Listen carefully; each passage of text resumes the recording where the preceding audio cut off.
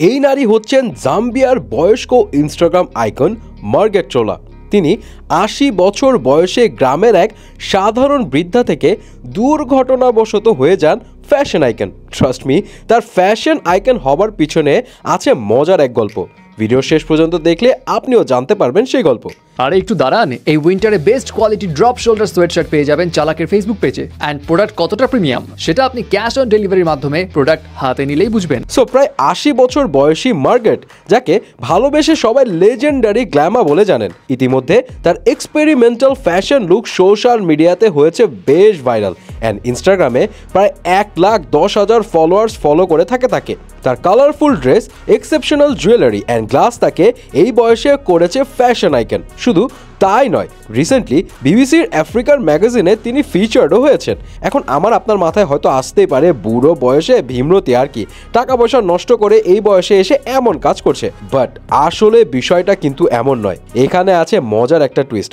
আসলে এই fashion icon জাম্বিয়ার একটি গ্রামের সাধারণ মহিলা, যার ফ্যামিলিটা একদম সাদা মাটা লাইফস্টাইল সহ ফিনান্সিয়াল প্রবলেমও ছিল। তবে কিভাবে তিনি এত ফেমাস হলো? ঘটনাটা ২০২৩ সালের দিকে, যখন তার নাতনি ডায়ানা কুম্বা, যে কিনা একজন নিউ ইয়র্ক ভিত্তিক স্টাইলিস্ট, সে তার বাবার মৃত্যুবার্ষিকী পালনের জন্য জাম্বিয়াতে আসে। ডায়ানা ২০১২ সাল থেকে স্টাইলিশ হিসেবে কাজ করছে।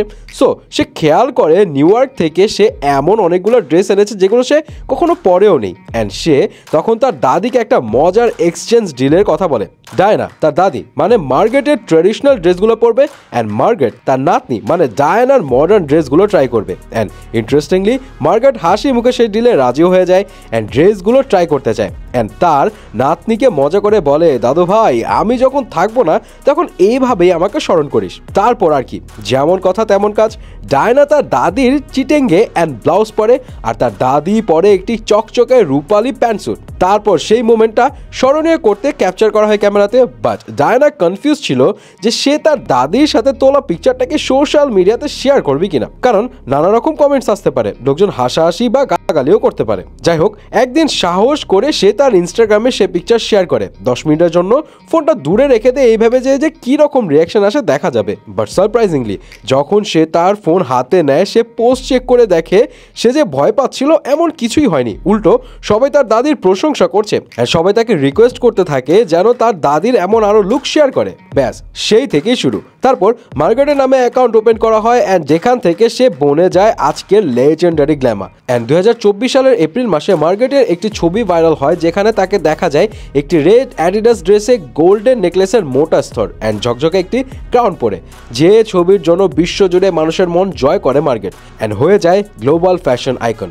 যদিও মার্গেট তার সঠিক বয়স জানেন না, কারণ তার জন্মের সময় কোনো রেকর্ড রাখা হয়নি। বাট প্রায় ৮০ বছর বয়সে মানুষের এই ভালোবাসা পেয়ে বেশ আপ্লুত অ্যান্ড আনন্দিত যে সবাই তাকে এতটা পছন্দ করে। শুধু মার্গেট নয়, এর আগেও আইরিশ আফেল, বেডি উইঙ্কেলও ৮০ বছর বয়সে হয়েছিলেন ফ্যাশন আইকন। সো তাদের বয়স ভেঙে এমন সাকসেস দেখে মনেই হতে পারে এইট জাস্ট আ নাম্বার। সো ভিউয়ার্স, এই বিষয়ে আপনার কি মতামত জানাবেন কিন্তু।